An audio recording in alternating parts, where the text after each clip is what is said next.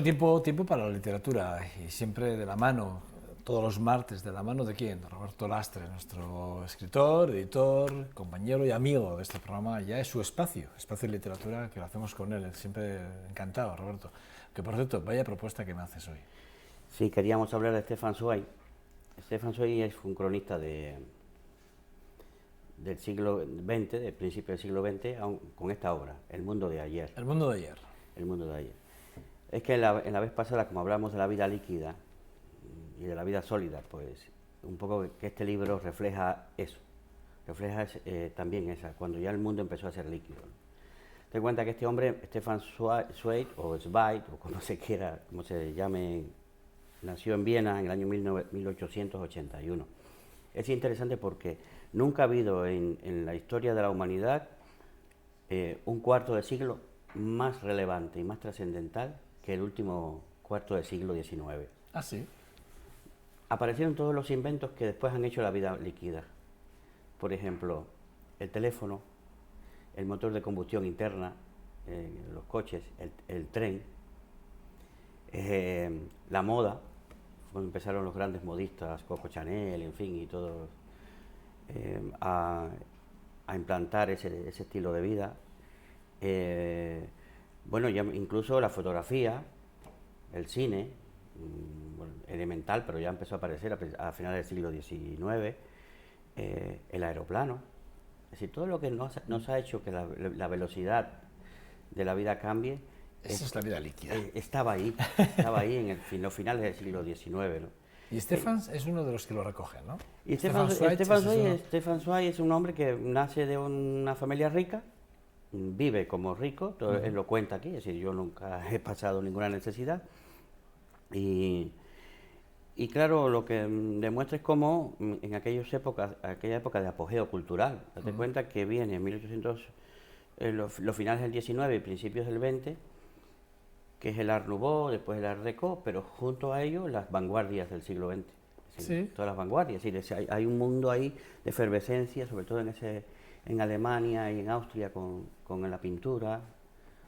Date cuenta que hacia allí va Kandinsky y toda la gente hacia ese mundo, esa intelectualidad, esa creatividad estética. Y ahí se educa este hombre con una fina visión de la vida, un talento especial para narrar.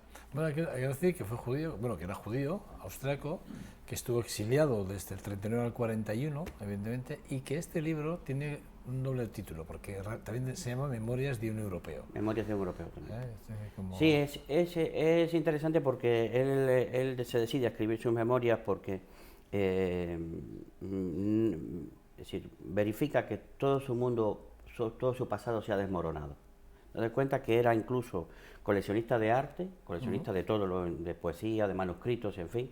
Coleccionó los bienes que quedaron en la habitación de Beethoven cuando murió. Todo lo que no se vendió y quedó ahí almacenado, su escritorio, la cajita donde guardaba el dinero, porque Beethoven era muy cuenta garbanzos. Y él cogió todo eso, los escritos de Beethoven mandando a hacer la colada.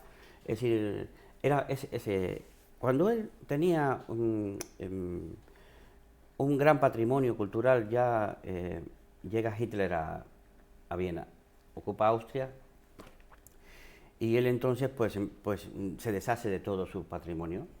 Y esto es como una metáfora, porque a partir de ahí ya tiene que huir, se va a Inglaterra, viaja después por Canadá, Estados Unidos, Argentina, hasta que termina en Brasil, donde muere, se suicida. Se ha cumplido hace unos 15 días, el 21 de febrero se suicidó. Ya en el año 42, imagínate que el nazismo estaba en su máximo apogeo, y él pensaba que ya eso era irreversible, que el mundo ya se había terminado, que quedaba en manos de las bestias, de la barbarie, y que él no quería vivir esa vida, ¿no? Y se quitó la vida con su última mujer, que por cierto se habían casado 2 años antes, y que parece que ella se casó para morir con él, ¿no? Para sacrificarse. Increíble, ¿no? Sí. Y bueno, pues yo quería traer esta novela de porque, en primer lugar, es una novela culta, tampoco es una historia que se pueda leer así con... Habla de la impresión bueno, habla de las impresiones de la vida, de la Viena de antes de la guerra, de la Primera Guerra, de la Viena y de la Europa de la Primera Guerra Mundial, ¿no? Sí. Habla de esa Europa y habla de la cultura, entonces, claro, efectivamente. Sí, su visión es esa, que cuando él ve que después de esas guerras se reordena Europa, la Primera Guerra Mundial se reordena Europa, pero sin embargo aún todavía él lo veía como algo que beneficiaba a la cultura y a la historia, es decir, que se reorganizara un poco el poder, la geopolítica. Pero lo que no esperaba era que después de esto Alemania se rearmara y se convirtiera en lo que se convirtió, ¿no? E incluso él analiza en esta obra cómo es que los políticos seducen a mayorías con medidas igualitarias, como hizo el Partido Nacional Socialista de Hitler, ¿no? Hacer una política populista, en fin, que hace... De hecho, en esa obra habla, sin reparos, de los defectos de una sociedad desaparecida, en la que él creía y tenía mucha fe, y que vio que con el paso de los años, y llegando ya al rearme otra vez de los nazis y de esta Alemania destructiva, empezó a dibujarla en este libro que tú dices, que además en estas memorias de un europeo, de alguna forma, pues son sus memorias, el mundo de ayer, en el que sí que hace un frío reflejo repito, de una sociedad en destrucción. ¿Puede ser líquida o no? Sí, bueno, que sí, porque todo empieza a desaparecer. Es decir, a mí me gustó, yo lo leí cuando vivía en Cuba, porque también yo experimentaba eso, es decir, como todo el pasado se iba destruyendo. Es decir, donde la cafetería donde ibas desde pequeño, un día llegabas y estaba cerrada, y ya, claro, no, eso es. y se convertía en un almacén, ya no esto. Los cines, aquí también, por supuesto, los cines han ido desapareciendo con la rapidez de la vida, los cambios sociotecnológicos, ¿no? Pero que, por ejemplo, él tiene una metáfora que él estaba viendo a una niña columpiándose en ese periodo de bonanza económica en los países hermanos, en Europa, en los años 30, y de pronto la niña se detuvo en el columpio, y eso le llamó la atención, porque cuando se detuvo la niña en el columpio, él se dio cuenta de que la sociedad también ya se había detenido, ya el pasado hasta ahí había llegado, se dio cuenta como en una visión, ¿no?, de ese juego que de pronto se paraliza todo, y entonces empezó a reflexionar y a pensar en este libro, porque él quería recoger todo eso que fue. Es que hace un rato que estabais hablando con personas víctimas del 3 de marzo, de represión, sí. Yo pensaba que es la misma historia, es decir, 30, 40 años reclamando para que no se olvide el pasado, ¿no? Es decir, para que algo que sucedió se permanezca en la memoria. Se haga justicia. Se haga justicia también, ¿no? Pero porque siempre es un reclamo la justicia.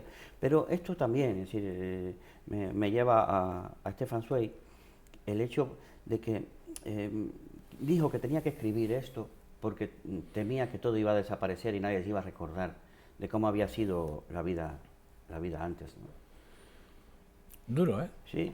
Él había escrito poemas, teatro... Me da la sensación que te dicen las memorias duras. Yo no lo he leído, ¿eh? Sí, son memorias duras, porque lo que pasa es que este hombre es tan rico literariamente, es tan hábil, tan... Estamos hablando de 1800, ¿eh? Sí, entonces, claro, todavía su estilo es un estilo decimonónico, ¿no? Es decir, él no se aplica, incluso en su última novela de ajedrez, que es un preso de la Gestapo, que estando en cautiverio desarrolla una obsesión especial por el ajedrez, ¿no? Interpreta la vida como el ajedrez. Qué casualidad, mi primera novela se llamaba Gambito de Dama y era también lo mismo, ¿no? Bueno, era una obsesión con el ajedrez, interpretar la vida a través de un tablero. De un tablero de ajedrez. Mucha gente lo ha hecho, sí. ¿eh? Pero ya no son los escritores, también los pintores, ¿eh? Hay muchos artistas que a través del juego del ajedrez, de un gran juego como es el ajedrez, que ayuda mucho al cerebro a visualizar y a visionar cosas, han recogido a través del ajedrez, han hecho juegos hipotéticos inclusive, ¿no? Ha sido cosas muy interesantes, a través del ajedrez. Sí, y bueno, pues esta fue su última novela, novela de ajedrez. Había escrito 24 horas en la vida de una mujer. Bueno, María Antonieta. María Antonieta, que luego se fue a Hollywood. Y que lo llevaron al cine sobre su novela, su obra. Sí, sobre la biografía que le escribió sobre el personaje de María Antonieta. Y es un ejemplo de biografía. Una biografía justa. Claro, él edulcora, embellece todo ese ambiente, pero es muy... Y tiene una que es una obra de arte que se llama Fouché. Fouché era un ministro de varios... ministro de Luis XVI, después de Napoleón, después de Napoleón del próximo rey, en fin, que jugó en todos los partidos durante 40 años, hasta que terminó exiliado en Praga. Bueno, exiliado, desterrado a Praga, porque ya en París ya no lo podían ver. Fouché era ese hombre que aparece también en algunas series de Napoleón y de algunas películas, que estaba siempre. Había otro genio en aquella época que se llama Talleyrand, que era cojo, y entonces la cojera, Stefan Zweig utiliza esa cojera como algo civilino de ese hombre, ¿no? El Talleyrand, que era el ministro de Relaciones Exteriores de Napoleón. Bueno, pues estudió mucho la historia europea, estaba muy al tanto de todo, escribió también la biografía de María Estuardo. Las descripciones de la sociedad, que es lo que comentábamos antes. Era muy habilidoso en las descripciones, muy bien las descripciones, a mí me complace mucho, me da mucho placer leerlo, por eso mismo, porque cuando se pone a describir lo ves, ¿no? Es decir, no es que sea gráfico, sino es que es tan rico. Me pasaba a mí con Charles Dickens, sí. Cuando Boz, que era el seudónimo con el que se le conocía, ¿te recuerdas, no? Charles Dickens, ya sabes que escribía con Boz, con el seudónimo de Boz, cuando escribía sus artículos en 1800 en unos diarios en Londres, y sí que recuerdo que cuando yo empecé a leer artículos de Charles Dickens antes de empezar a publicar realmente una recuperación que salió recientemente sobre los artículos escritos por Charles Dickens, me sorprendió porque fíjate, tú lees una novela de Charles Dickens y bueno, pues describe muy bien, pero los artículos que eran diarios, que lo que hacía era describir las escenas londinenses, además sobre todo las noches londinenses, escribía todo lo que pasaba por las noches londinenses, hacía unas descripciones de las noches que incluso podías ver las sombras. Yo me sorprendí mucho con ese tipo de... Yo incluso le digo a escritores que ahora se aventuran en la literatura, a escribir, la creación literaria, les digo, ¿habéis leído a Dickens? Porque, vamos a ver, tenemos el recuerdo de Dickens como un autor clásico, bueno, pues que no... Pero era un maestro. Escribiendo era... Es que, no sé, hay novelas así, bueno, que describe como un barril en un bar, se rueda por la calzada... Y lo estás viendo. Y lo estás viendo, pero en este hombre, en esa época... Visualizas perfectamente cómo ese barril va descendiendo por la calle, ¿no? Y este hombre, Stefan Zweig, es ese también. Bueno, yo no había leído nada de él, pero sí que es leído que leyendo críticas que... Es un virtuoso. Concretamente de este libro, de Memorias de un Europeo, como se le conoce con el libro que... Sí, El mundo de ayer. El mundo de ayer, sí que es verdad que hablan, yo lo que he leído, sí que hablan muy bien de las descripciones de las escenas de la Viena y de la Europa de 1900. Sí. Perfectamente, o sea... Haz de cuenta que nosotros todavía nos queda en la historia como que era una época de glamour, ¿no? Muy glamurosa, ¿no? Claro, en el periodo ese de... más bien de entreguerras, ¿no? Entre Primera y Segunda Guerra Mundial, pero también al final del siglo XIX, que fue de mucho crecimiento económico, todas estas tecnologías que han cambiado después del siglo XX y el XXI, porque imaginaos, bueno, pues sin aviones, sin máquina de combustión interna, que todavía es la que existe. No quieren poner el motor eléctrico. Bueno, también he visto que me has traído dos libros. De Esperanza Molina, que por cierto ya les decía antes yo a ustedes, que Esperanza Molina, aparte de ser nuestra tertuliana y con tertulia, y ser una mujer que tiene la medalla al mérito del trabajo, que muy poca gente en este país la tiene, y el que la tiene por algo, por muchos reconocimientos, que fue una de las grandes trabajadoras incansables en Moncloa con Felipe González, que es una mujer que tuvo la dirección del INEN aquí en el País Vasco, que no es broma, es decir, en un momento muy, muy complicado. Bueno, una mujer que tiene mucho que decir, mucho que contar y que también está como escritora y que además, Roberto, me ha hecho gracia porque habéis coincidido los dos y ella no sabía que tú traías tus libros para hablar hoy de ella. Sí. Curiosamente también. Sí, porque ella no suele hablar de estas no cosas hablar, no. y digo, pues si Y tienes además una... es muy autocrítica porque ha hecho una crítica de uno de ellos. Ha dicho, es que tenía que ver. Sí, pero porque tuvo prisa en Los hijos de Eulogio. Los hijos de Eulogio es la historia de su suegro y de sus cuñados. Se fue su suegro, tuvo que huir a Francia cuando estalló la guerra civil, tuvo que huir a Francia, viudo, y entonces cuando llegaron a un punto de Francia desviaron a los hijos a un lugar y a él a otro. Pero entonces los niños, que eran pequeñines todavía, iban escribiendo con piedras y tizas en los muros de las estaciones de trenes por donde pasaban: somos los hijos de Eulogio. Gracias a eso el padre los localizó al cabo de un año. Curioso, Porque estaban en el norte de Francia y allí finalmente los supo que estaban, ni los pudo ver, porque el padre estaba metido en un campo de refugiados. Entonces esta es la historia de esos niños de esa época. Permíteme, por favor, para poderlo mostrar a la cámara. No sé si se puede ver muy bien, igual no se ve muy bien. Y es un libro absolutamente... Pero este es el libro de Esperanza Molina, Los hijos de Eulogio.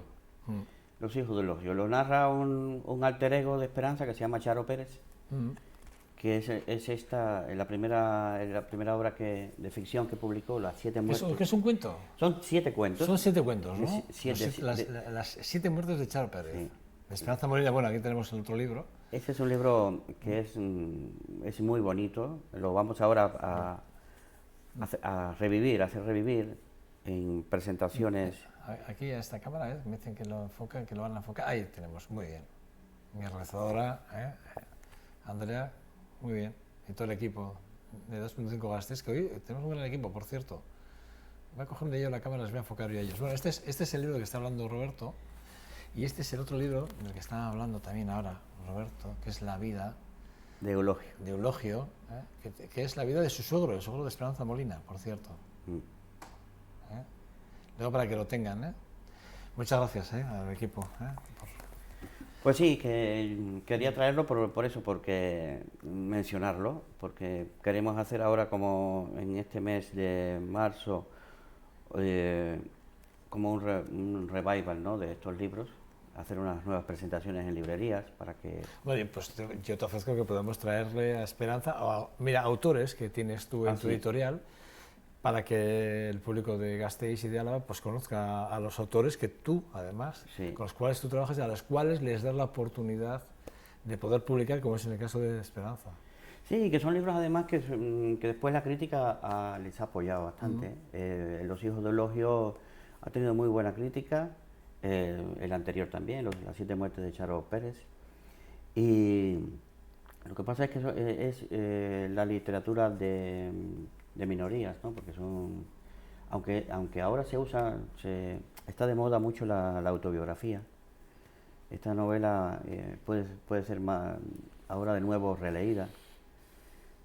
Y yo soy un gran lector, soy lector de biografías, me gusta mucho la biografía, me parece que se aprende mucho, ¿no?, de la vida de otros, ¿no? Sí, es que me viene bien también, porque como esto es una autobiografía de Stefan Zweig, esto es una manera... Memorias de un europeo. Y Los hijos de Eulogio es un poquito ficcionado, pero sobre la base de una realidad.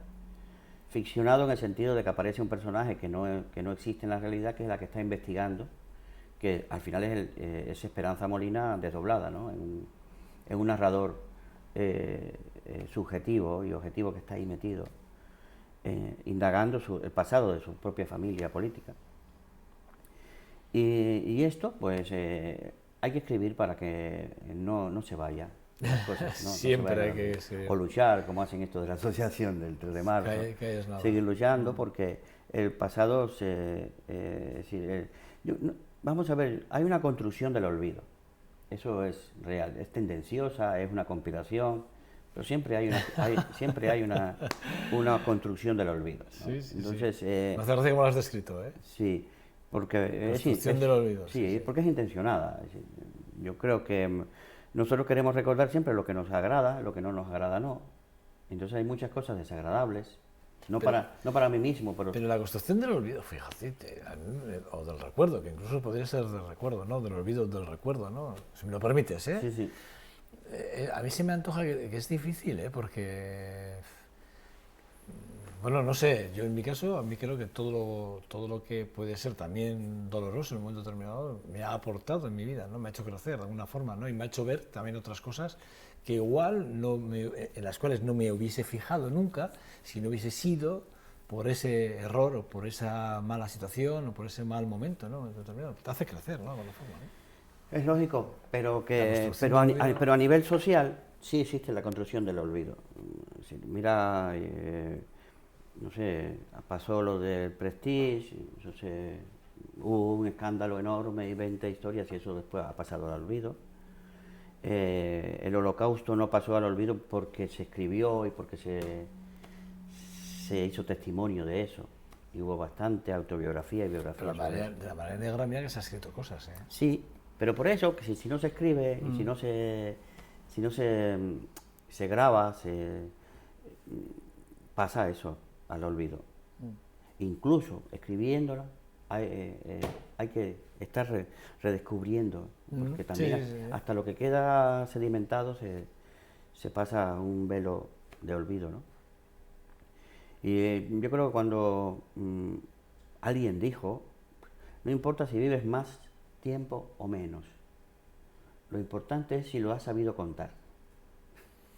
Gran frase, ¿quién lo dijo? Pues está en un libro de autobiografía de Jesús Camarero, una teoría sobre la autobiografía, y ahora no recuerdo qué autor lo dijo, un francés, no sé si fue Montaigne, pero que es así, es decir, a mí me agrada mucho.